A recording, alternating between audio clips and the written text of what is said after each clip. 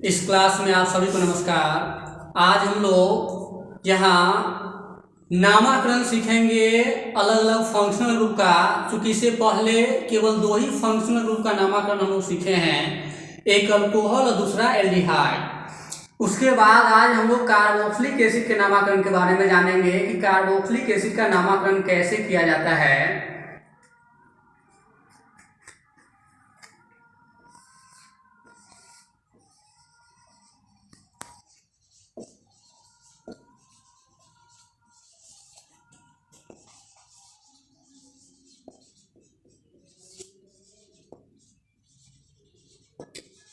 Nomenclature of carboxylic acid अर्थात carboxylic acid का नामकरण।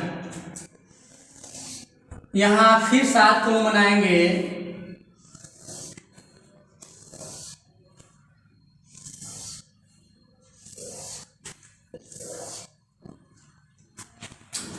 ठीक उसी प्रकार से यहाँ क्लास हो जाएगा, यहाँ फंक्शनल ग्रुप हो जाएगा, ये जनरल फॉर्मूला हो जाएगा, यहाँ ये एग्जाम्पल हो गया,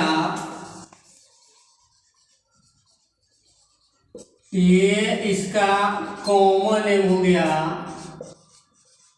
यहाँ आईयूपीएसी नेम होगा इस कॉलम में,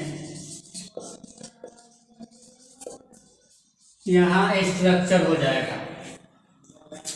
क्लास में चूंकि यहाँ कार्बोक्सिलिक एसिड है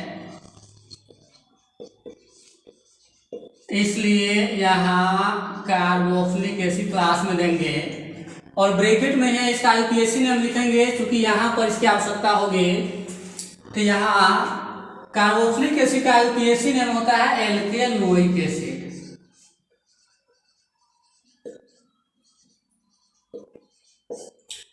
इसका फंक्शनल ग्रुप होता है बॉन्ड COOH और जनरल फॉर्मूला में RCOOH यहाँ हो जाएगा।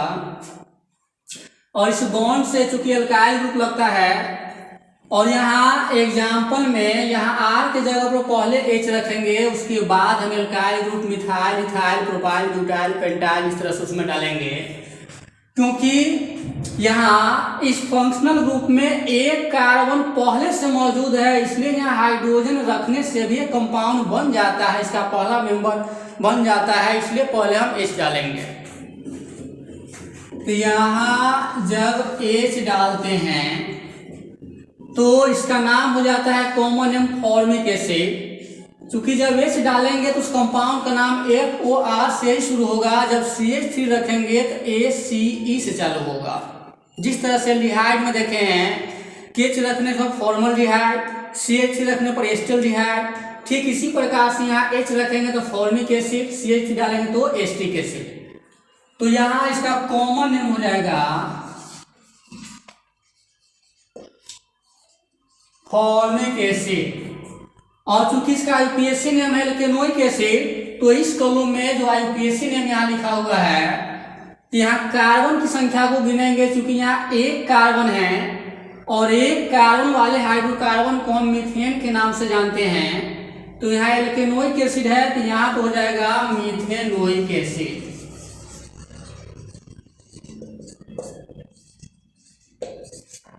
अब यहाँ इसका स्ट्रक्चर हो जाएगा ऐसे।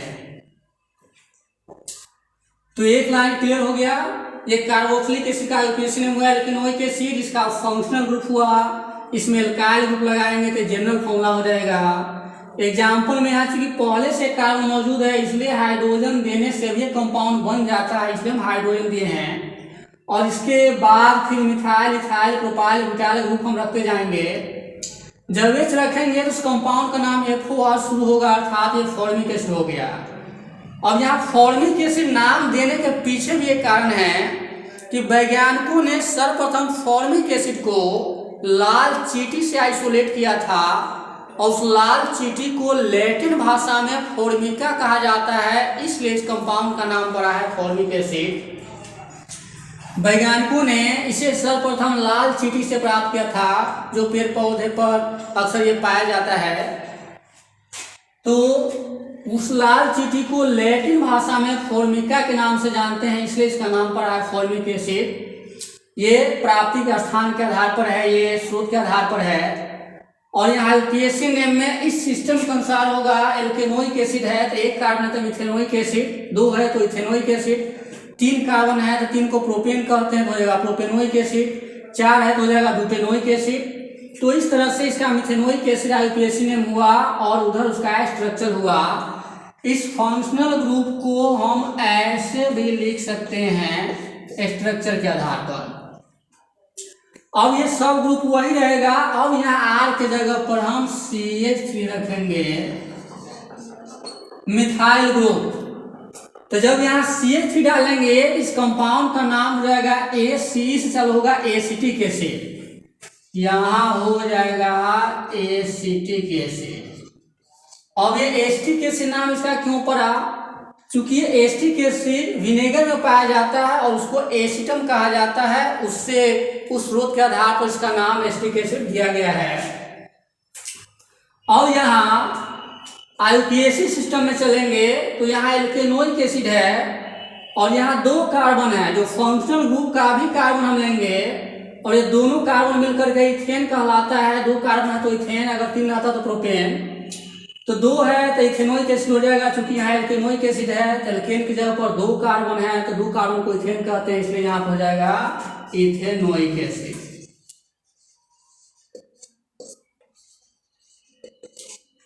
अब यहाँ CH3COOH इस तरह से इसका स्ट्रक्चर फॉर्मूला हो जाता है। अब यहाँ अगर हम C2H5 लेते हैं तो यहाँ हम देख रहे हैं कि 2 कार्बन है, यानी कि इथाइल ग्रुप है तो 2 और 1 3 कार्बन हो गया और 3 कार्बन को हम प्रोपेन कहते हैं, इसलिए इसका नाम हो जाएगा प्रोपियोनिक एसिड।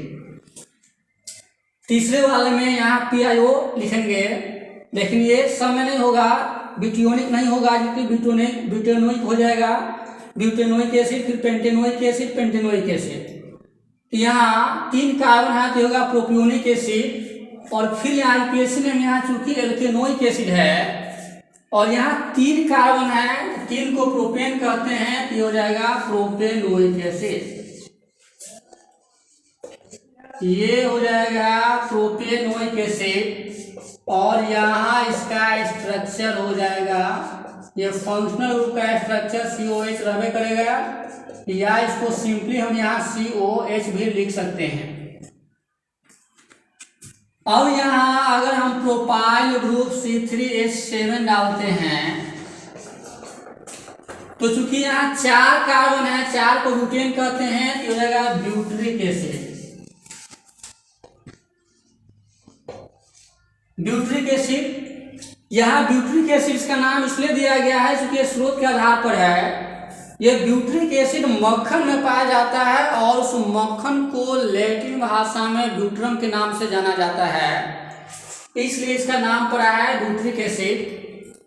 और आईयूपीएसी सिस्टम में फिर इसी के अनुसार चलेगा, क्योंकि फंक्शनल ग्रुप लिखने के क्रम में मैंने कार्बोक्सिलिक एसिड का आईयूपीएसी ने एल्केनोइक एसिड लिखा था, इसी तरह से ठीक अलग अलग जो फंक्शनल ग्रुप है उसका नाम साथ ही साथ लिखा गया है। तो यहाँ एल्केनोइक एसिड है तो यहाँ टोटल कार्बन यहाँ हम देख रहे हैं कि 4 है, 4 को ब्यूटेन कहते हैं तो जगह ब्यूटेनोइक एसिड।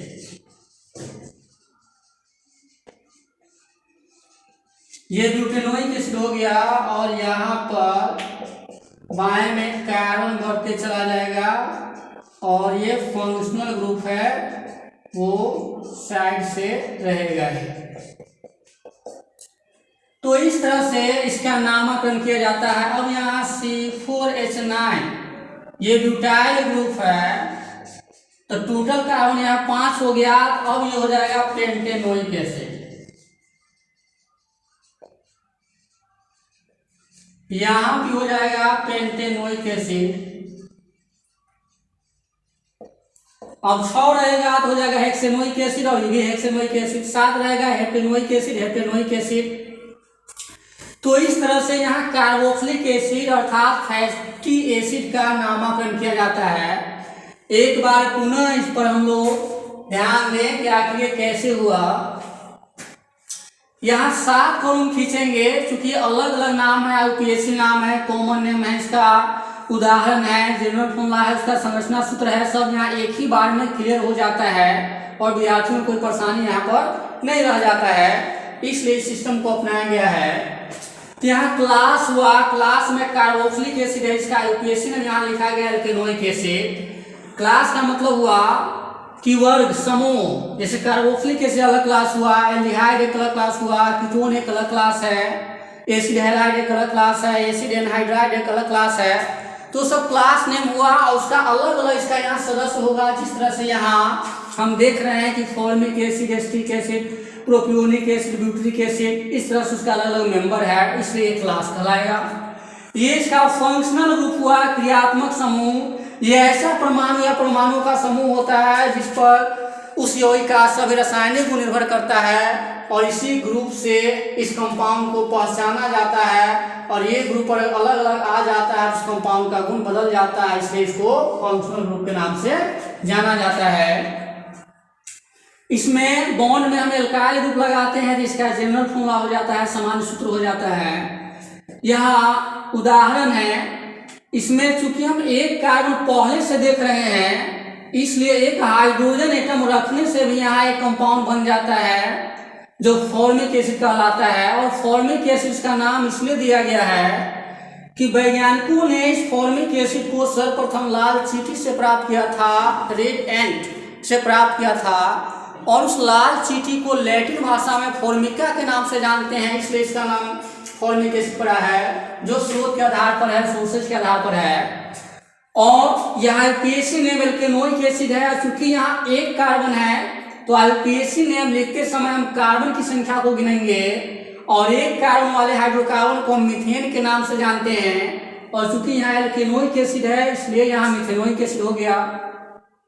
यहाँ 2 कार्बन है तो इथेनोइक एसिड, यहाँ 3 कार्बन है तो प्रोपेनोइक एसिड, यहाँ 4 कार्बन है तो यहाँ ब्यूटेनोइक एसिड, यहाँ 5 है तो यहाँ पेंटेनोइक एसिड। फिर ये कॉमन नेम स्रोत के आधार पर दिया गया है, ये एस्टिक एसिड है। अब इस दोनों में हम थोड़ा सा डिफरेंस समझ ले कि जब अगर कहीं किसी फंक्शनल ग्रुप में अगर हम पहले H रखते हैं तो उसके नाम का पहला 3 लेटर F से शुरू होगा। ये फॉर्मिक एसिड जब एल्डिहाइड में था तो वो फॉर्मल्डिहाइड था, फिर एस्टल्डिहाइड था। ठीक उसी प्रकार से यहाँ कार्बोक्सिलिक एसिड में जब CH3 ग्रुप डालेंगे तो हो जाएगा एस्टिक एसिड। और एस्टिक एसिड का नाम स्रोत के आधार पर दिया गया है, क्योंकि यह विनेगर में पाया जाता है, उसको एस्टम के नाम से जाना जाता है, इसलिए इसका नाम पड़ा है एस्टिक एसिड। और यहाँ यूपीएससी सिस्टम में हम देख रहे हैं कि यहाँ 2 कार्बन है तो एल्केनोइक एसिड है, तो 2 की जगह पर इथेन हो जाएगा तो इथेनोइक एसिड। यहाँ 3 है तो प्रोपेनोइक एसिड, 4 है ब्यूटेनोइक एसिड।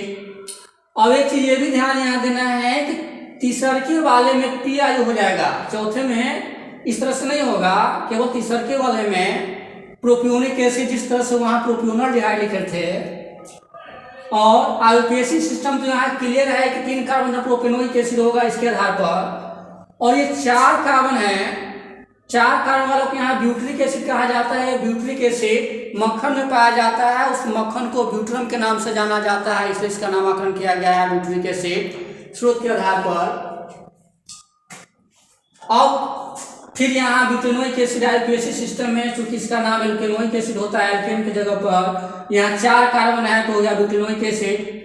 फिर यहाँ 5 है तो हो गया पेंटेनोइक एसिड। तो इस प्रकार से हम लोगों ने यहाँ देखा कि कार्बोक्सिलिक एसिड अर्थात फैटी एसिड का नामकरण कैसे होता है।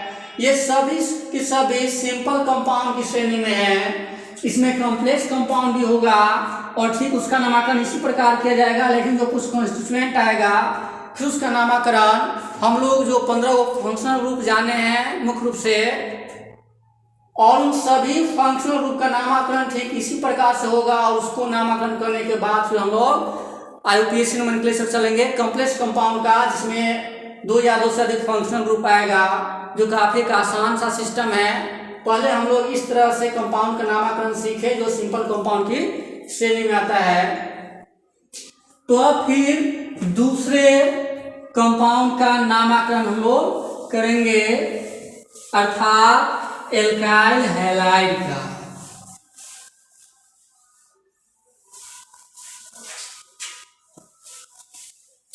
एल्काइल हैलाइड का कैसे नामकरण किया जाता है, अब आगे इस पर हम लोग देखने चले।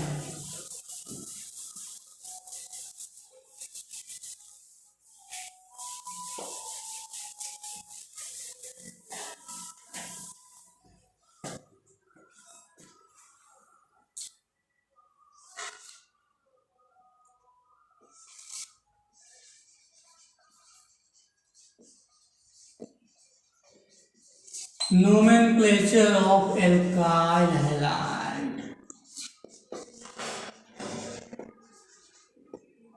अर्थात एल्काइल हैलाइड का नामकरण। यहाँ नोमेनक्लेचर का मतलब हुआ कि एल्काइल हैलाइड का नामकरण, फॉर्मूला लिखने की विधि, ये सारा प्रोसेस नोमेनक्लेचर ही कहलाता है। फिर ठीक उसी प्रकार से यहाँ हम अलग अलग कॉलम बनाएंगे।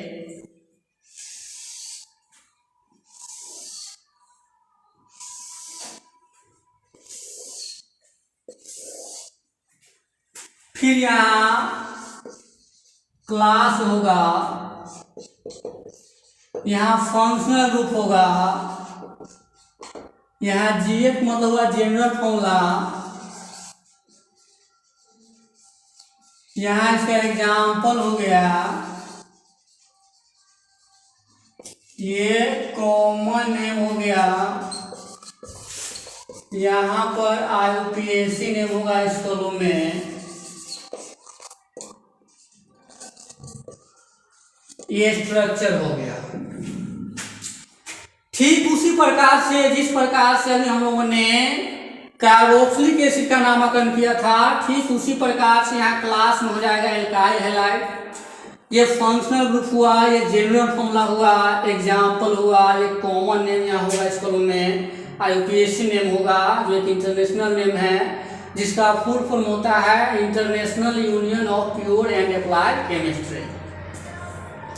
यहाँ क्लास नेम में एल्काइल हैलाइड है,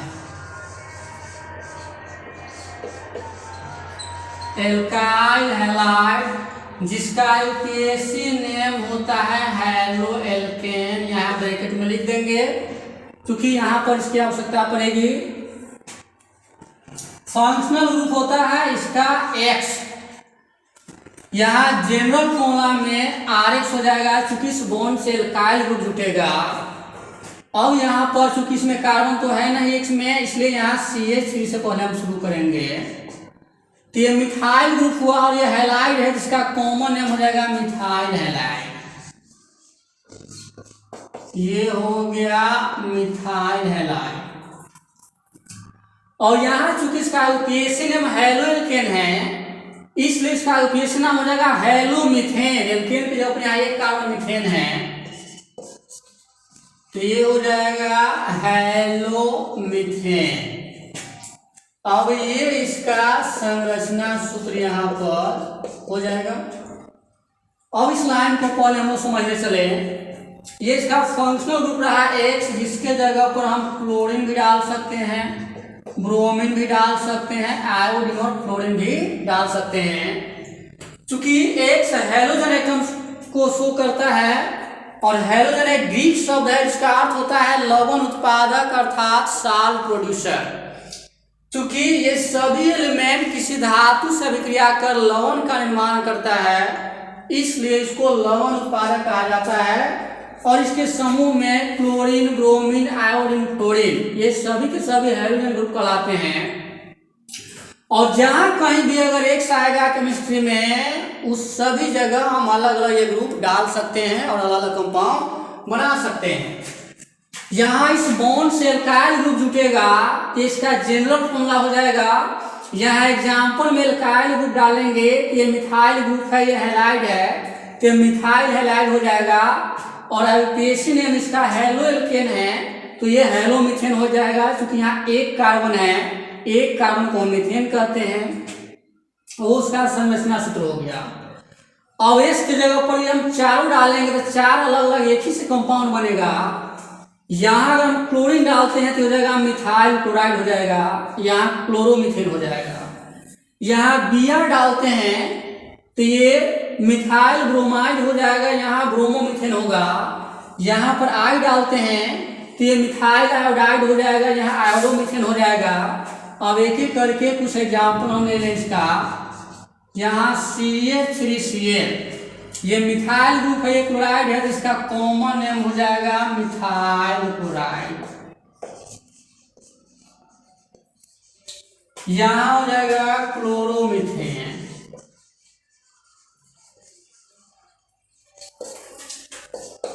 अब यहाँ इसकी जगह पर Cl डालेंगे, ये मिथाइल क्लोराइड का स्ट्रक्चर हो गया। यहाँ पर CH3Br भी डाल सकते हैं, ये हो जाएगा मिथाइल ब्रोमाइड। ये हो जाएगा मिथाइल ब्रोमाइड। यहाँ रहेगा ब्रोमोमीथेन।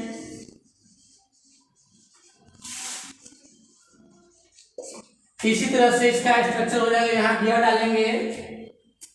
तो इस तरह से हम देख रहे हैं कि क्लोरीन डाले हैं तो ये मिथाइल क्लोराइड हो गया, यहाँ क्लोरोमीथेन हो गया। Br डालते हैं तो मिथाइल ब्रोमाइड या ब्रोमोमीथेन हो जाता है। अगर यहाँ C2H5 लेते हैं, Cl लेते हैं तो ये इथाइल ग्रुप है, ये क्लोराइड हो जाएगा इथाइल क्लोराइड, इसका कॉमन नेम ये हो जाएगा इथाइल क्लोराइड का कॉमन नेम। ये हो जाएगा क्लोरोइथेन। अब यहाँ 2 कार्बन है तो यहाँ 2 दे देंगे, यहाँ क्लोरीन लगाएंगे, ये इसका स्ट्रक्चरल फॉर्मूला हो गया, या स्ट्रक्चर कहलाएगा। यहाँ पर हम क्लोरीन की जगह केवल X रखते हैं तो हो जाएगा इथाइल हैलाइड। आईयूपीएस नेम इसका हो जाएगा हेलोइथेन। यहाँ अगर हम ब्रोमीन डालते हैं तो इथाइल ब्रोमाइड हो जाएगा, यहाँ ब्रोमोइथेन हो जाएगा। यहाँ आयोडीन डालते हैं तो ये इथाइल आयोडाइड हो जाएगा, ये आयोडोइथेन हो जाएगा।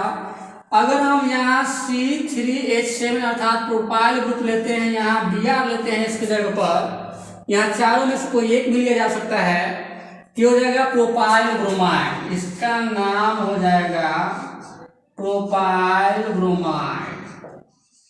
ये हो जाएगा ब्रोमोप्रोपेन।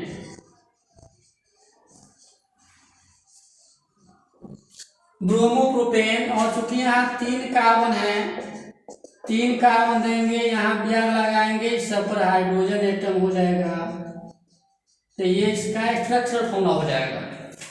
इस तरह से यहाँ 10 ग्रुप रहेगा, मिथाइल, इथाइल, प्रोपाइल, ब्यूटाइल, 10 के साथ यहाँ X लगेगा, तो इस प्रकार से मिथाइल हैलाइड हो जाएगा, इथाइल हैलाइड हो जाएगा, प्रोपाइल हैलाइड हो जाएगा। 1 से यहाँ 10 बनेगा। फिर क्लोरीन लगाते हैं तो हम 10 में क्लोरीन लगा सकते हैं, जैसे methyl chloride, ethyl chloride, propyl chloride. इस प्रकार से हम ब्रोमीन लगा सकते हैं। और इस तरह से अलग अलग हम एल्काइल ग्रुप देते जाएंगे और इसमें से कोई भी एलिमेंट देते जाएंगे तो उस तरह से अलग अलग कंपाउंड यहाँ बनता चला जाएगा। अगर हम यहाँ पर आयोडीन रखते हैं तो हो जाएगा प्रोपाइल आयोडाइड, आयोडोप्रोपेन। फ्लोराइड रखते हैं तो प्रोपाइल फ्लोराइड हो जाएगा, कॉमन नेम, यहाँ फ्लोरोप्रोपेन हो जाएगा। तो इस तरह से हम देखते हैं कि इस पर बहुत सारा कंपाउंड बनेगा, केवल X से 10 बनेगा, फिर क्लोरीन से 10 बनेगा, ब्रोमीन से 10 बनेगा अगर हम डिकाइल ग्रुप तक रखते हैं तो, और इसी तरह से सिलसिला जारी रहता है। लेकिन जो पेरेंट हाइड्रोकार्बन है अक्सर हम डिकेन तक ही रखते हैं, चूंकि उसके बाद रेयर केस में ही कभी उपयोग होता है। लेकिन पेरेंट हाइड्रोकार्बन 10 तक ही लेते हैं, और अगर इसके बाद अगर कार्बन आता है तो कॉन्स्टिट्यूएंट में बढ़ जाता है। जो कॉम्प्लेक्स कंपाउंड के नामकरण जब हम लोग सीखेंगे उसमें डिटेल से जानेंगे, क्योंकि अभी ये सब सिंपल कंपाउंड का नामकरण चल रहा है। तो इस तरह से एल्काइल हैलाइड का नामकरण किया जाता है। अब फिर हम लोग अगले फंक्शनल ग्रुप की ओर चलेंगे।